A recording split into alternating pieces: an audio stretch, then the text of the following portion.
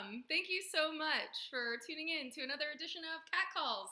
I am Kat Bine, music and culture journalist, rave, rave extraordinaire. William Bine is in the chat. That's awesome. I hope he was in the chat 5 seconds ago. Who's that? That's my dad, everyone. Everyone say hi to my dad. Everyone say hi, Dad. He probably didn't want me to do that. Last time he tuned in and I said, hi, Dad, and then I talked to him on the phone. He was like, hey, you don't have to, shout me out like that. You don't have to let everyone know. Well, too bad, Dad. Everyone's saying hi. John Marco, Jamie, the powers that be. That's Jordan. How are you all doing today? I know you didn't come here just to see me and my dad talk to each other over the chat, but today I'm going to be having a wonderful chat with one Jay Worra. Yay, everybody clap for Jay Worra. She is truly an incredible talent. Everyone calls her an up-and-comer, but I think she's firmly established as a main face in the modern dance music scene. She's been whooping on festival lineups. Obviously, right now, no one's whooping. I don't know who whoops anyway. What the hell was that? I'm just bringing it off the top here. But she's been doing whatever whooping is. And on Ultra, she's supposed to play Ultra. Shout out Ultra. Everybody check out this cool t-shirt I got. This is an Ultra Music Festival t-shirt. I believe it's official 2020 merch. You can't see the tag. Oh, yeah. Ultra 2020, the festival that never happened. Oh my gosh. That makes this merch even cooler. Exclusive. Ultra Music Festival is near and dear to my heart. Growing up in the South Florida area, it was the first music festival that I ever attended in 2005, when the main stage was what is now the live stage, Bayfront Park Amphitheater.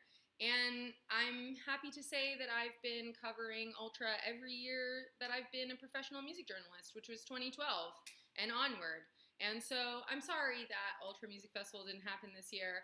I am excited to have this awesome merch, though. And I'm going to talk to Jay Worra about missing Ultra. She's been actually killing it on the live streams. She did a live stream with Hard. She did one with Insomniac. Those are two of the same things, really, if you're up on who owns what. But I'm pretty sure she's also putting together her own Twitch stream activity coming up soon. And we're just going to catch up with her and hear everything she's been up to. She's someone that I first heard about a couple of years ago. Her songs started bubbling up with releases on Dirty Bird, that other label that I can't remember right now. I'm really killing it. I'm really killing it. So glad everybody's tuned in to watch me really destroy this. But I have had my eye on her for a long time as a really cool tech house, bass house producer. She's got a really funky vibe to all of her tunes. She's collaborated with everyone from My Buddy Codes in New York on the recent single Bounce Back, to Golf Clap. She's worked with them on their Country Club Disco label, and she's just kind of a woman about the scene, and I've never actually had the pleasure of speaking to her in a proper interview, so this is extra exciting for me because it's my first Cat Calls where I'm kind of fresh, starting a new relationship with a really awesome artist that I can't wait to speak to. I do happen to know that she's very, very kind. We did have a practice call earlier this week, and the energy was great, and she's got a really cute dog named Peter that I'm hoping will make an appearance today. Of course, the best thing about Twitch is that it's interactive. If you've got questions for Jay Worra, you want to say what's up, please do so in the chat. John Marco is going to make sure that any questions that get put into the chat before we start asking them will not be missed. So don't you worry about that, folks. We will answer your burning questions on Cat Calls. Yeah, and before I get started with her, I want to play a song for y'all. Her latest single that just came out a few weeks ago is called Just Because, and it was actually supposed to go along with a tour kickoff. The Just Because tour was going to donate proceeds from every stop to a different charity along the way. Some animal rights groups, some feeding the needy groups, or more in need, I should say. And, you know, it's sad that she wasn't able to live that tour out as intended, but we will also chat with her today about what will come in the wake of that. She can still share some of those charities with you, and maybe you could find it in your hearts, if you have any room in your wallets, to donate to those charities, because now more than ever, people really need all of our help. And since I said something so nice about donating to people, should you find it in your heart to tip me for this show, if you enjoy the experience, I have a new tip goal right here in the corner, and I've decided that at the end of June, whoever has tipped the most, the top tipper, will be able to suggest a Cat Calls interview subject, which I think is pretty fun. Whoever you might like to see me talk to, go ahead and throw a little tip down there in the tip jar. It's right below the stream. You'll see it. Tip me button. And yeah, then you get to decide a Cat Calls. So that's fun. Anyway, enough of my blabbering. Enough of my verbal buffoonery. You've all had enough of that. I've pretty much rolled down this mountain with my mouth. Let's watch a clip of Worra playing her new song Just Because on a hard live stream. Just because I'm... You know what, guys? This is really just the best Cat Calls ever so far. I am rocking it. I was trying to say that I'm getting Worra on the phone, and if you would like to have Worra on, put some phone emojis in the chats. Yes. Put some heart emojis in the chats so that I am not sad anymore because I keep mucking this up. Yes. There you are. How's it going? Hello. How's it going? Good. There you are. Oh, wait. There you are. Can you sit on that side? I'm sorry. Yeah. Can you hear me okay? I can hear you just fine. Thank you so much for coming on to Cat Calls. It has been an interesting day already. I've twice started talking with my microphone muted, so yay! Nice. I'm sure you are no stranger to weird technical mishaps. That has to happen to everyone. Always. Yeah, don't even worry about it. We were just watching the clip of you playing Just Because at the Hard stream. Oh, yeah. Nice. How was that for you? I mean, it's got to be interesting because I think for that one and with the other Insomniac streams that you've done, you go to their studio. Yeah. And so, of course, there's like one guy dancing I saw. Yeah, it's such an interesting shift. You know, when you have, so going to that Insomniac stream, the first one, the hard summer one, they had such big, like, viewership. Yeah. I mean, at one point on Twitch alone, there was like 30,000 people viewing it. Wow. So, I don't know. It was interesting for a lot of different reasons. But yeah, one of the key pieces was the fact that there's like 3 people in the room with you. I mean, that's kind of fun because that always brings to mind anytime I've been hanging out with one of my DJ friends and they're just playing in their room and we're goofing off and we're making jokes and we're having fun. Like, there's a good energy to that too. Yeah, definitely. No, it's still fun, and it's cool to be able to play in an environment where there's lights and the music's loud and stuff like that. It's so cool. What other live streams have you been getting into? And are you going to be launching your own Twitch soon? I think you were talking to me about that on the preview call. Yeah. So I did a couple live streams for Mixmag.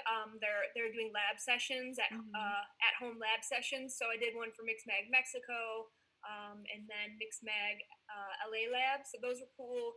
I have one more that I'm gonna do with Elements Festival. Oh, cool. I was supposed to play that festival, and they're moving it to a virtual one. So I'm gonna do that, and then, to be honest, I think I'm going to take a little bit of a break from live streaming DJ sets for mental health purposes, just to clear my head a bit. But I do want to start up a Twitch production live stream. So I really am excited about doing that. It'll just be a little bit of time because I need to get used to Twitch and figure out all the ins and outs. I tried to the other day. It wasn't pretty. Girl, I feel you. I am like, every day is a new challenge and a new journey, and I'm loving it. But every once in a while, you forget to turn your mic on. So the way that Yeah, you probably have a whole different perspective with it too, because there's different things that you're trying to work out for the interview component. So Yeah. I'm so excited. I think that it will be so cool for people to get that perspective on you. I mean, as I was saying before I took your call today, you really did so much work on the festival circuits. Like the first time I remember hearing about you was a couple years ago with your production, but every time you hit one of those festivals, your fan base is growing, growing. I'm actually wearing an Ultra shirt today, which I'm pretty sure you were supposed to be at. Yeah, I was actually supposed to play main stage Ultra, which it's so it's hard to even like say those words. I was supposed to play main stage Ultra, but you know, you still will. It'll happen again someday. But yeah, I mean, festivals for an artist who's trying to get discovered, they are so clutch, because you think about how the slotting goes, and if you're up slotted right, you can get such an awesome fan base, exposure to like other people's fan bases. So man, I love in festivals. What's one of your favorite festivals? What festival are you really missing right now? I really loved playing Lightning in a Bottle. Oh, I've heard such great things. Yeah, playing the Woogie was a lot of fun. I definitely have some bucket list festivals, both in the U.S. and internationally, and that was like another thing I was trying to do this year was break into Europe and some of the international scenes. Yeah. So, still gonna do that. Just might take a little more time. Yeah. Well, you have seemed to have a very blessed run. Well, I was doing a little digging. I heard that you grew up in a very small town north of Chicago in Illinois. Springboro, maybe? I'm not sure if that's really the name of it. Spring Grove, Illinois. Springboro, awesome. What's it like there? Any cornfield raves you were going to back in the day? That was my jam. It was so weird. Like, it's right by the Wisconsin border, so the closest kind of festival really was Country Thunder, if you've ever heard of that. It's a big country music festival. But yeah, there wasn't much going on in Spring Grove, Illinois growing up. So after I graduated college, I moved straight to Chicago, and really that's when I started understanding electronic music and that I could have a place in that industry. Yeah. What were you listening to back in Springboro? If electronic music wasn't yet your world, what was making you jam? I was going through all different genres. I mean, all genres really except for electronic. That was one that I never, when I was living in that small town. Yeah, so it was eye-opening when I moved to Chicago. I was like, holy shit, what is this music? Yeah. What was the first experience that you remember having that moment, that aha moment of, wow, what is this world? Yeah, I had some friends who were slowly getting me into electronic music, and there were a couple club nights where I went out and I saw, I think it was at Sound Bar, I saw Gene Ferris play, and it was just like, it was one of those moments where I was like, holy crap, this is just a really cool vibe, a really cool energy. And then after that, I went to my first music festival, which is Spring Awakening in Chicago. Oh, yeah. It was the first years they had it. And at that point in time, I was like, why aren't there any females doing this? I saw so many men on stage. And after that, I just went out and I bought all the stuff, and I dove right in. I bought what I could afford to teach myself how to DJ. Yeah. That's so cool. I love that go-getter spirit. Just like, hey, I don't see anyone who looks like me up there. Why don't I do it? That's so cool. Yeah. Well, it's very interesting to hear that you kind of jumped right in head first. Were you digitally spinning? You like a Serato right away? What kind of tracks were you digging into? Like, that's a good question. I actually started on Tractor, like a Tractor controller, and I was kind of all over the place when it came to music. I think the first thing that hooked me was some of the more like big room EDM for like the vocals and stuff like that. Yeah, Main Stage Ultra, let's go. Yeah, right. And then as I got deeper into it, look at your Spy Bar shirt too, by the way. Shout out Chicago, everybody. Oh yeah. Yeah. After I got more into it, I Obviously, seeing like people like Gene Ferris and Green Velvet play sets and Black Madonna, I started digging into the more underground scene, and it felt so right. Yeah, that's awesome. You've played now with Kashmir, right? Green Velvet. So I played one of his La La Land shows up in San Francisco. That was a lot of fun. He was like behind me dancing, Oh, and he seems like he has great energy. oh my god, it's great. And there's never any kind of pressure like trying to DJ with Green Velvet behind you. Make sure you pick the right tracks, make sure you mix properly, you know. Yeah, right. It was cool. It's very casual. Yeah, exactly. I was playing a Gene Ferris track. It was an Oliver Dollar remix of a Gene Ferris track, and he came up to me, he's like, "What is this?" So that was a cool feeling. That is really cool. Yeah.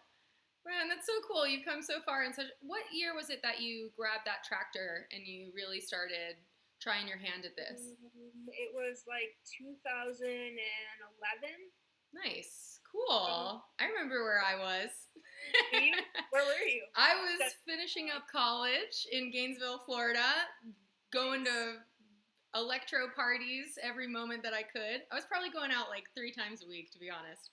We had a Saturday party, we had a Wednesday party, Thursday was basically the new Friday. Go Gators, yes, in the chat.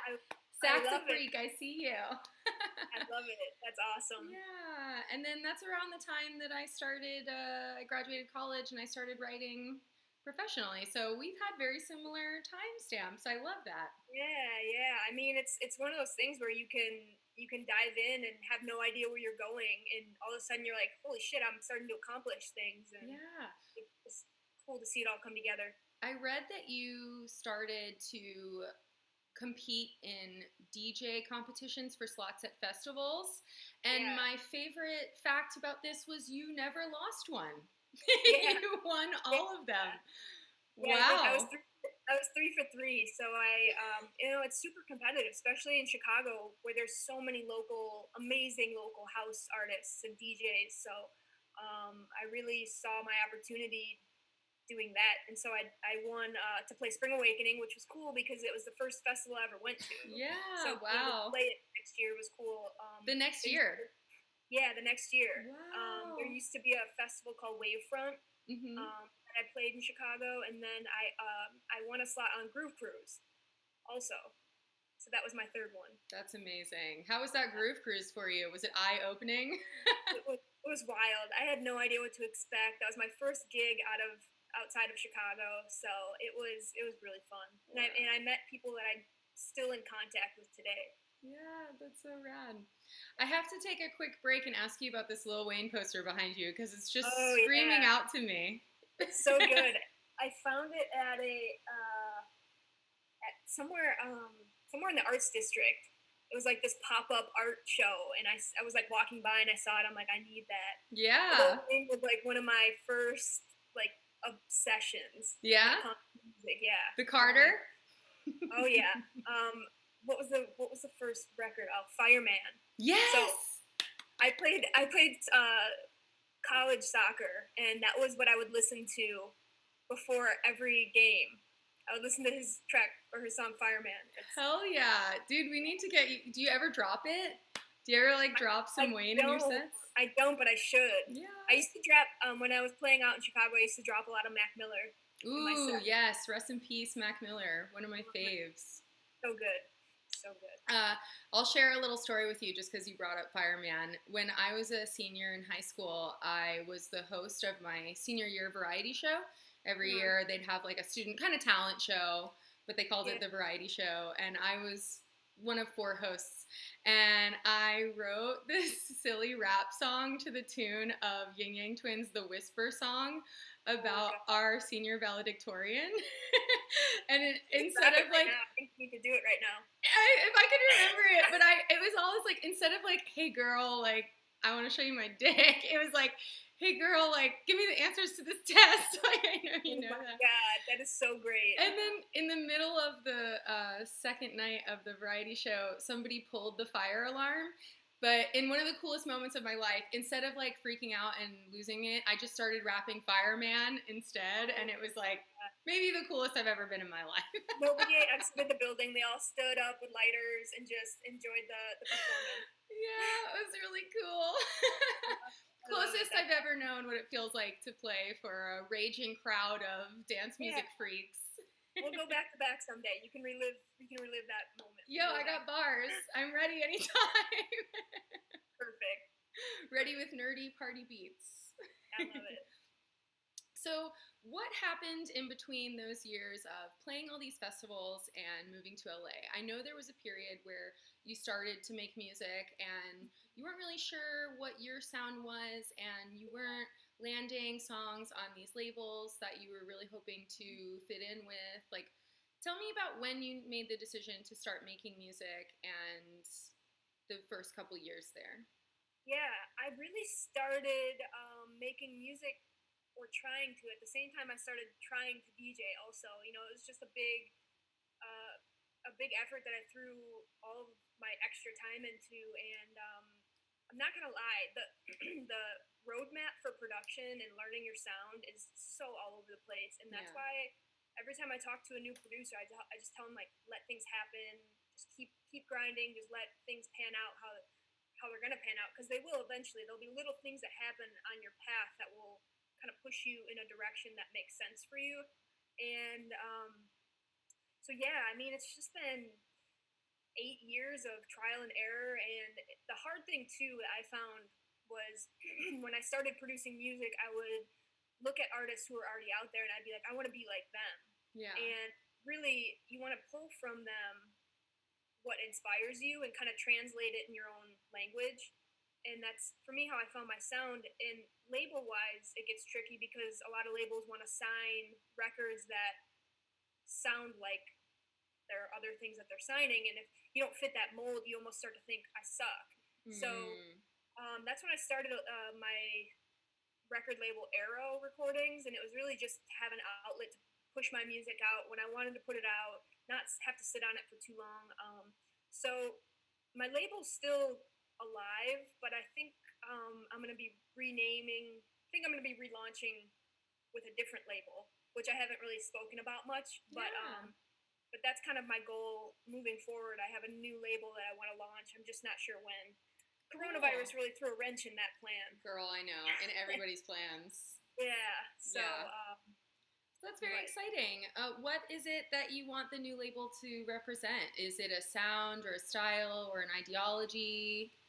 Yeah, it's kind of, I just wanted to represent this kind of musical clarity that I've found over the years, because I really do feel like starting at the end of 2019, I started really stepping into my sound and my pocket and what felt normal and natural. And so I wanted to represent that. And then a lot of artists that are making records that I love, that I think deserve a platform. So I think there's a fine line with having a record label and how you operate it, because for me at least, I really want to make sure that I'm giving everything to these records when I sign them. I want to make sure I'm doing the right PR, I'm getting the right DJ servicing and radio servicing.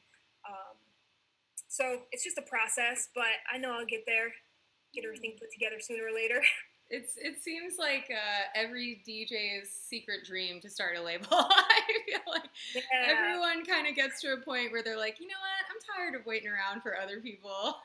Yeah, it's a interesting thought process, because I never wanted to be a label owner. I don't, I want to be able to be my own artist, and I think that is just a big part of it. Yeah. I'd love to hear some of those little moments you said along the way that helped you feel secure in what you were doing, made you feel like, oh, this is the direction I should be going in, this is where I feel comfortable. Like, what were some of those milestones and ahas? I think over the last year, just spending a lot of time in this, like, I'm super lucky to have such a great production mentor who's pushing me a lot, showing me a lot of new things.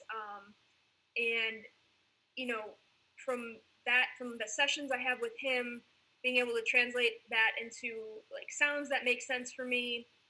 And then from taking it to the next step, I think the hardest part is an artist creating something and then sending it out for feedback. from peers. And so, I've had a couple records like Just Because. Right when I finished that, I was feeling super inspired by Justin Martin and his Hello Clouds album. I Yes, listened to so that good. a lot. And so he was the first person I actually sent that track to.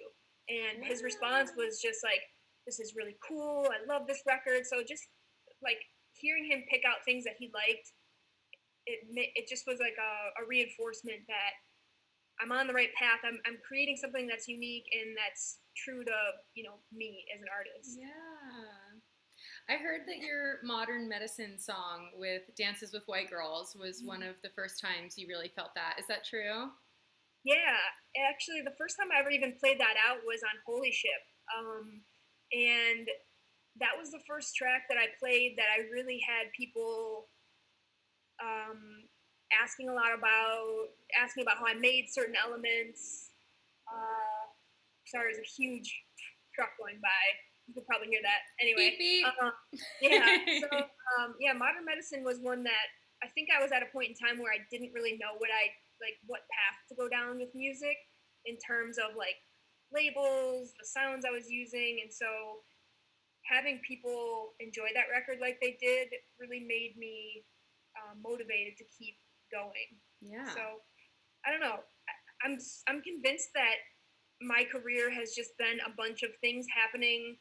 Like I can think of when I was at some of my lowest times, both like mentally or whether it was relationships in my life, and there's always something with music that happened that made me like super thankful for it because it gave me something to look forward to. It inspired me. It made me feel, a certain sense of joy.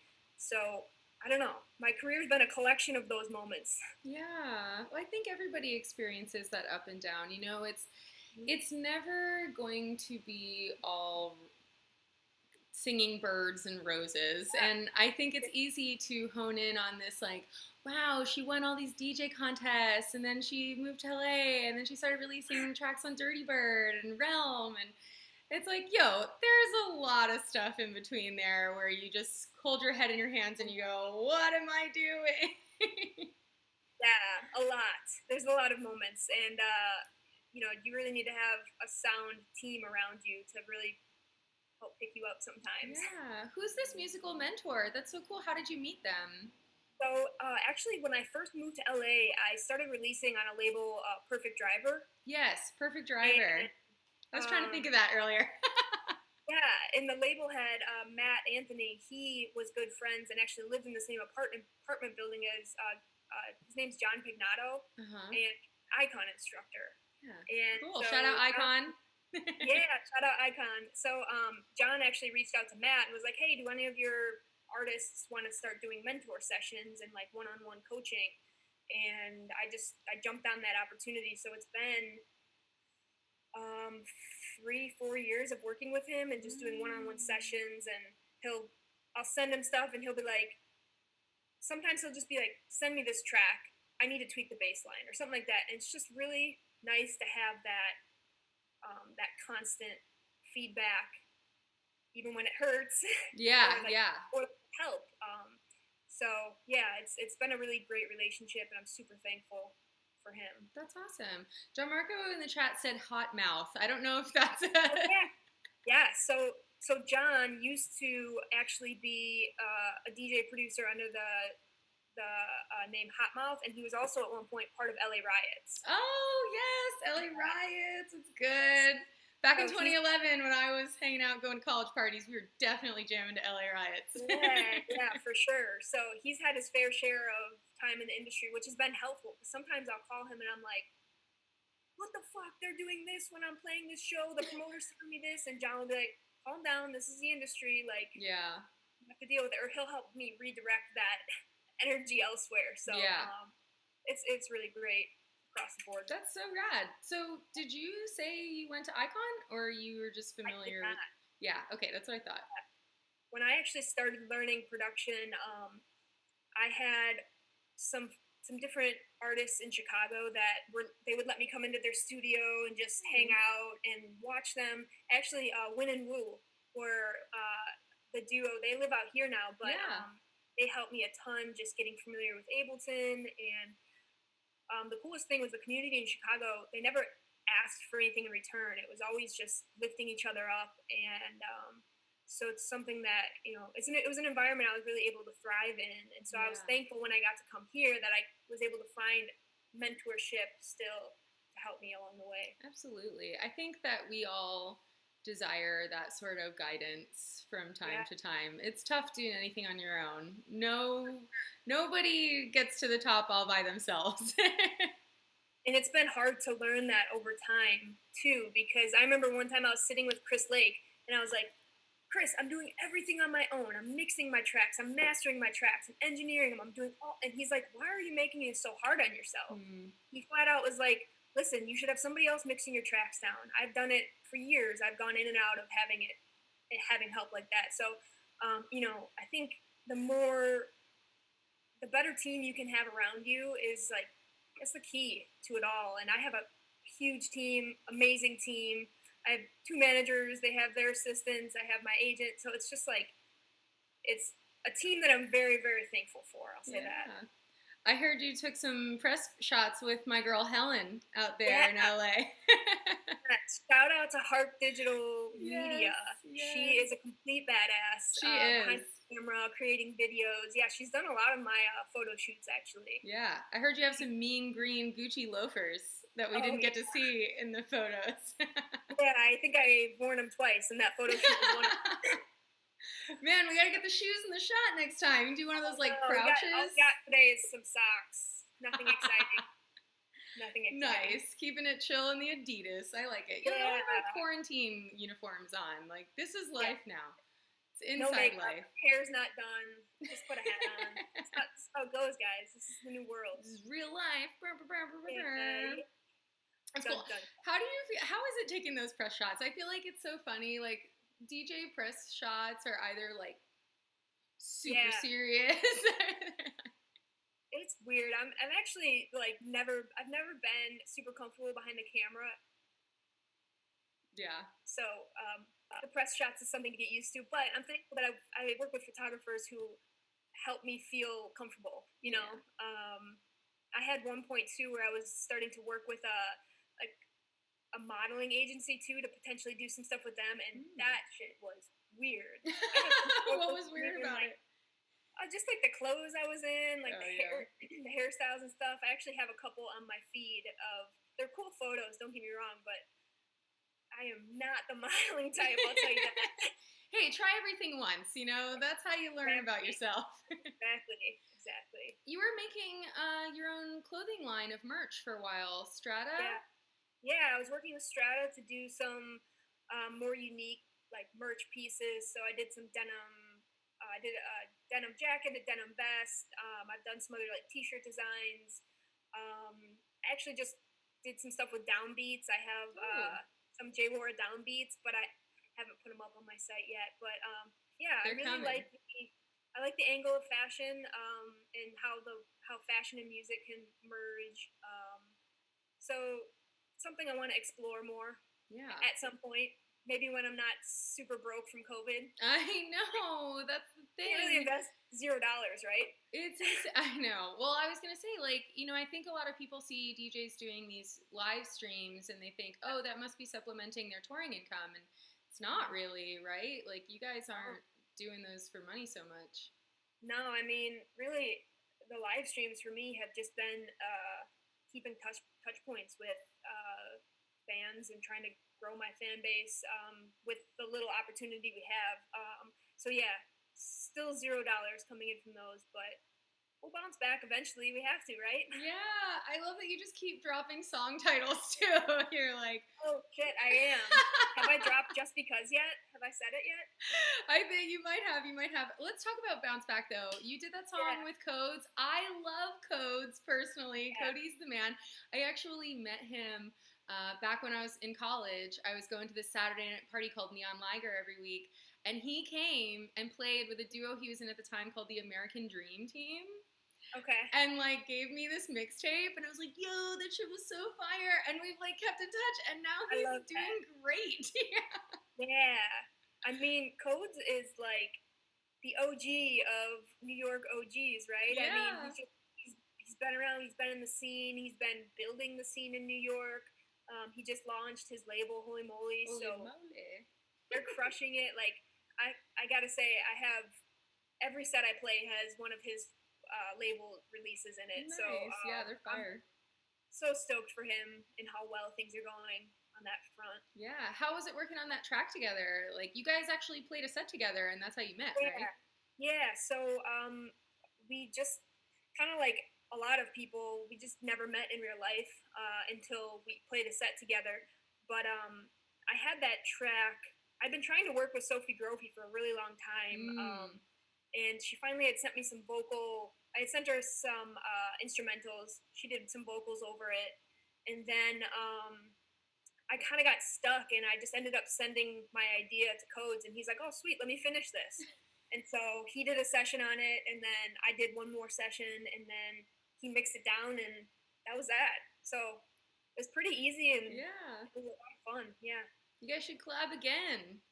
Yeah, no, we definitely have talked about it. It's just a matter of he keeps. I keep telling him I'm going to send him a project or an idea, and he keeps slacking like a total slacker. That's on you, girl. No, I'm just kidding. No, listen, no pressure in the time of COVID, girl. Like, yeah, if we wake up and put a hat on, we did a great job. Seriously, it'll happen sooner or later, though. Yeah, we'll have another one. Let's talk about Just Because. That's the big release of your season. Was supposed to have the tour. I want to hear about those charities, but first talk to me about Just Because and how that came about and this new and improved steez you got out of it. Like, feeling fresh. Yeah, Just Because is a really cool track because it was a lot of experimenting. I've been having a lot of fun adding, just like, I always have a folder or a group in my production sessions called Fun Stuff. And nice. It's always like the little synthy elements or like the weird little vocal bits. And so, that was kind of a product of just doing a lot of experimenting with different one-shot synths and vocals. So I actually already had announced the tour before I even figured out what music was going to go along with it. So the tour, Just Because, was already titled and everything. And I actually asked my friend, my mentor, John, to record himself saying Just Because I wanted a male kind of vocal to sit right there, and I wanted it to be coinciding with the tour. So yeah, that all kind of came together last minute with the record, and Realm wanted to release it, so it worked out very well. Yeah. Well, I like that maybe it wasn't on purpose, but the song Just Because, the title really goes well with that Fun Stuff folder. Like, oh, let's do this just because it seems cool. And like, let's have fun. Really, like, the beauty of production in my eyes is like the happy accidents you create when you're just messing around and experimenting. And so I really look at Just Because as a lot of happy accidents that came together and made a really cool track. What's the happiest accident or like weirdest little experimental bit that you've filed away in that Fun Stuff folder? So there's a track, it's not out yet. I don't even know what I'm going to call it yet. But right now it's titled Do It This Way. And I literally took my hand down the keyboard. I had some plug-in open, and I think it was Repro 5. And I slid my hand down the keyboard, and it made this really cool, like, woo sound, and I put it right before that drop. I didn't even edit. I didn't even like change it in any way. I like bounced it to audio and put it right there. I'm like, this is staying. Yes. Super cool. I think I actually have the video in my Instagram highlights or something. Cool. Yeah. We can check that out. Everyone go check that out. Check that out. Do It This Way. That's a fun title. Maybe you could leave it. Yeah, maybe I will.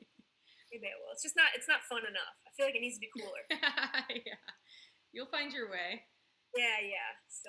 What else are you even able to say is coming up for you? I know it's a really strange time to have plans. Wait. Rewind. Talk to us about the charities that you're going to support on your tour, because I think it's really important. I'm sure now more than ever, those groups need a little bit of attention and love.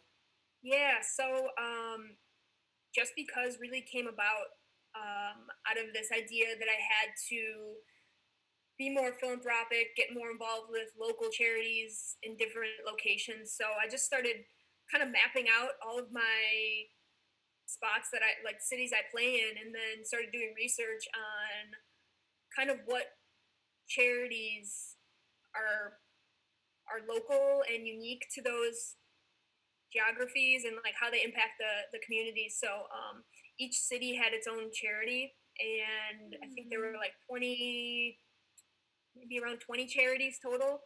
And then for all my festivals, there was going to be proceeds that came out of my fee that went to the Trevor Project. So some of the charities were, it was very heavily on like mental health, LGBTQ, animals, and rescues. So I'm hoping that we can push the Just Because tour and kind of still salvage it. So so we can still have that vision come to life. But I'm scheming on some other ways to support those charities. But yeah, it would have been, it will be great when it happens. It will be great when it happens, because just another addition to that, a portion from ticket sales were going to go to every charity, and a portion of my DJ fee. So there was going to be some good visibility for those charities, and a little support financially for them. So well, I trust that we will get there. We will get there. We have to get there. I know.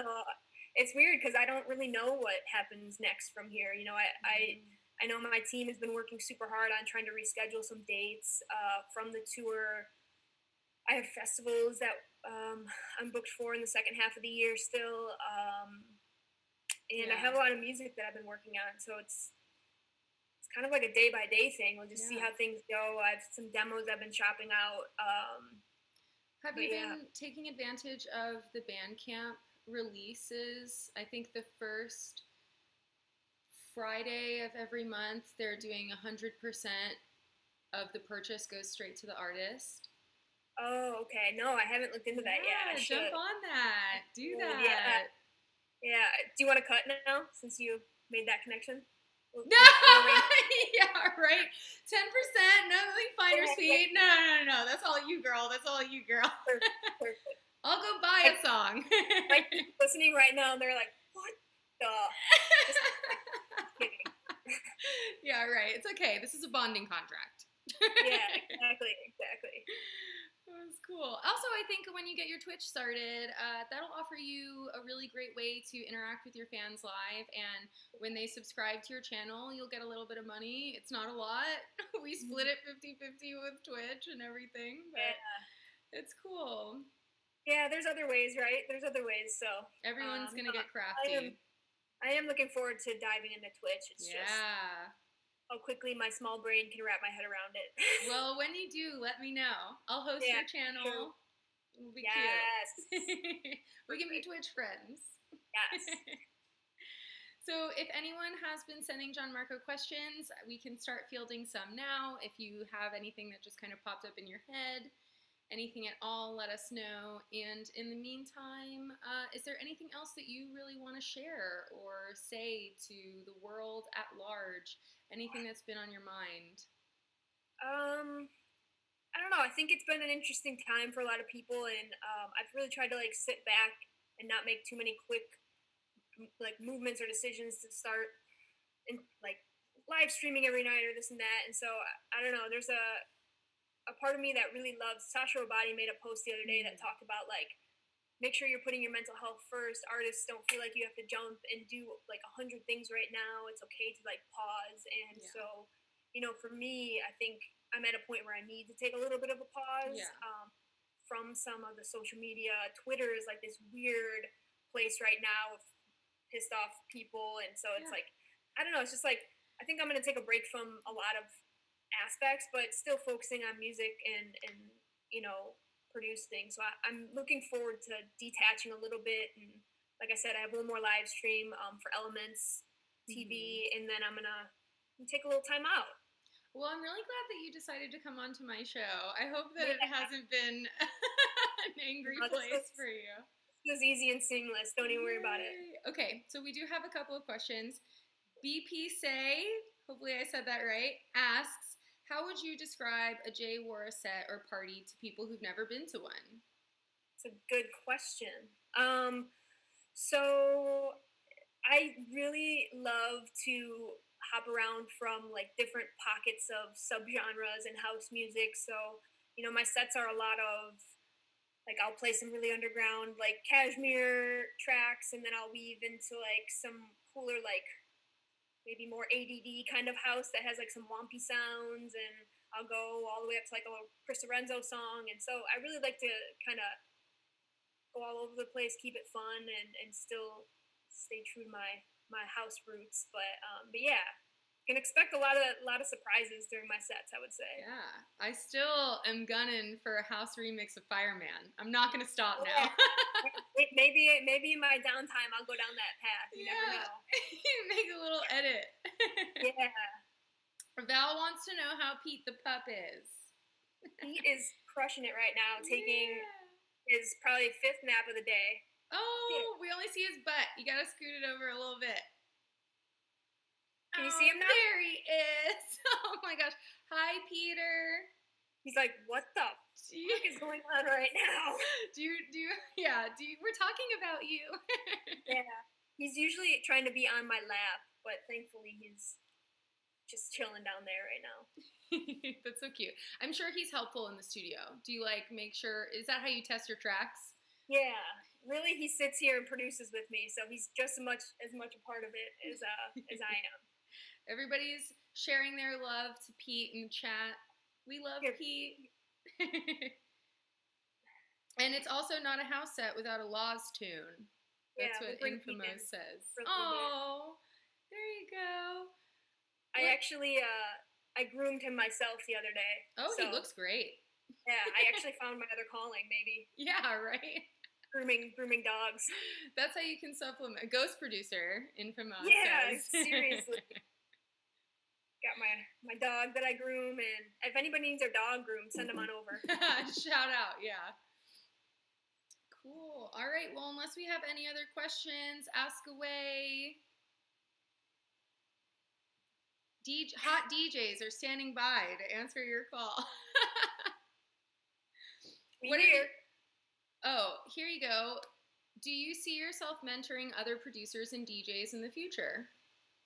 Yeah, absolutely. In fact, that's kind of why I'm really excited to get into Twitch streaming my production and stuff, because I feel like throughout having a mentor, it's really helped me structure my approach to production. Anywhere from I spend a lot of time prepping for sessions and just organizing folders and stuff. So, I really look forward to being in the position where I'm able to, spend more time mentoring people. I do right now just do feedback and stuff on tracks. People will send me tracks all the time. I've done a couple sessions with some friends who wanted to learn, but honestly, I think it's the circle of music. Everybody gives back through, helping others down the path.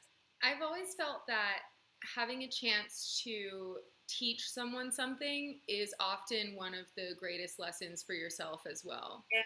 It really illuminates what you have come to know, and sometimes you learn something along the way.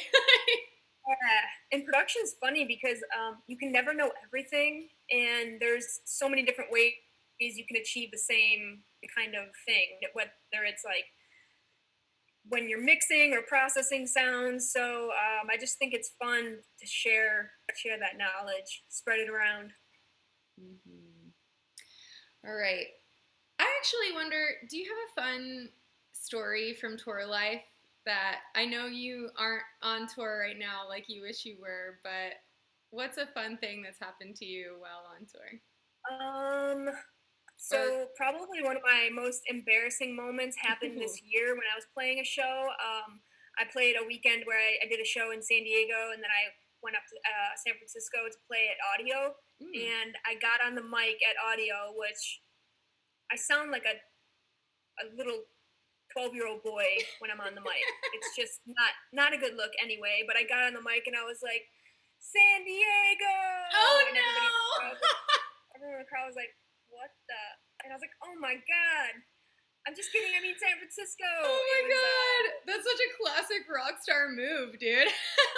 Oh my god! And the worst part is that audio was recording the set, and so they're like, they sent it to us a couple days later, and I was just like, oh my god, I am such an idiot.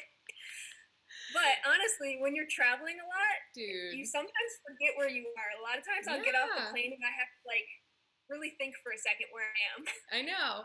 You should make a little sticky note. I've got lots of sticky notes on my computer that helps me throughout the day. Just drop a sticky somewhere. Or next time you meant to her for life stuff. Next time, just get on the mic and be like, "Where am I? Who knows where we are right now? Shout out your city if you know where you are." I like that. That'll be the next move. Yeah, you're good. I'm so excited I run into you when parties happen again. Yeah. I look forward to it. We'll have a big old hug. Yeah, it'll be good. It was so great getting the chance to really speak with you. This is our first official interview together. Yeah, definitely. I mean, shit, thank you for all the support you've given me over the years. Because I don't know if the writers get enough credit or not, but like that stuff is a big deal for us. Oh, that's nice to hear. Yeah, for sure. You make it easy. Thanks for releasing really cool music. Yeah, I'm going to keep trying for you guys. I'm going to keep trying. Yeah, you're doing great. Actually, when we get off the call here, I'm going to play your Modern Medicine music video, which is really cool. Can you talk to me a little bit about that video? Yeah, so we actually shot that with a company called Wave, who at the time was, they're doing a lot of artist partnerships. So we just had the idea to make it very kind of like euphoric and trippy and do a lot of like the editing or the whatever you call it, the visuals and green screen stuff. So me and Dances just went in there one day and spent, I don't know, 6 hours or so just doing weird stuff in the green screen. And so it was really fun to see it all come to life the way it did. That's so cool. And actually there's a remix that I just had somebody do for Modern Medicine. I've been playing it in my live streams. So hell yeah, cool, relevant. Dances seems like he's a really interesting character as well. For sure. I mean, he's like a mad scientist. I don't know what's going on up there, but he's got so many like cool ideas, and he's just a true artist. So shout out to Dances. That's so cool. He's badass. Jamie, Jay Worra, thank you so much for joining me today on Cat Calls. I really appreciate your time. Of course. Thank you for having me. Yeah, and I appreciate everything you do. Yay, everyone, claps in the chat for Jay Worra. Claps in the chat. Claps in the chat for Peter the Pup Pup. Yeah, he's hanging. He's on my lap now. Aw, and claps in the chat for your partner, too, who didn't really speak, but we saw her for a second in the room. She's hard at work, too. All right. Everybody get some claps today. Yeah, claps all around. There are claps. Thanks, X Bree. Powers of P. All right. Thank you so much for your time one more time. Have a good day. You too. You too. Bye, guys. Bye. All right. That was fun. Jay Worra. She's such a fucking sweetheart. She was really cool to talk to. I loved her embarrassing story. That made me feel not so bad about my own embarrassingness earlier today. And everyone, be sure to check her out on social media. Jay Worra, I'm pretty sure Jay Worra Music might be on Twitter, Instagram. Definitely check out her Twitch stream. I will add her as a host here on my channel, which means that if she's streaming and I'm not streaming, you can check her out on my channel, and that's how you can get acquainted. Thank all of you for tuning in to another episode of Cat Calls. I really appreciate it. I'm loving this experience. I'm having so much fun. If this is your first time tuning in, I do this every Thursday. So far, as a guest, I've had Jubilee, DJ Craze, Gary Richards, Drew Lil, and Justin J, and now Jay Worra. If you'd like to check out any of the past broadcasts of Cat Calls, you can go to my YouTube page, just search Cat Calls, and my past guests will appear. I've been making some little mini clips in case you don't want to sit and watch the whole thing. I understand they're a little long. And if you'd like to support Cat Calls, please feel free to subscribe. If you are an Amazon Prime subscriber, you get one free subscription a month. and you can put that towards me, and it won't cost you any money, and it will support me and my channel. And if you would like to leave a tip, the top tipper until the end of June will have an opportunity to suggest a Cat Calls interview guest, which I think is pretty fun. And I welcome any and all feedback. Thanks for hanging out with me on this journey. Sorry that I didn't have my mic turned on, but if you have other comments, questions, concerns, tips, tricks, fun things to say, find me on social media at Cat Says Kill on Twitter and Instagram. I'm gonna let you all rock out to Modern Medicine by Worra and Dances with White Girls. I'm a white girl and I love to dance. Oh, and next week, Apache is going to be our guest. Yay, Apache! His album is super cool. He got together with like a 61-piece orchestra and created this wild sonic experience. So that's next week. All right, I love you guys. Thanks for listening to my word vomit. Please enjoy Modern Medicine.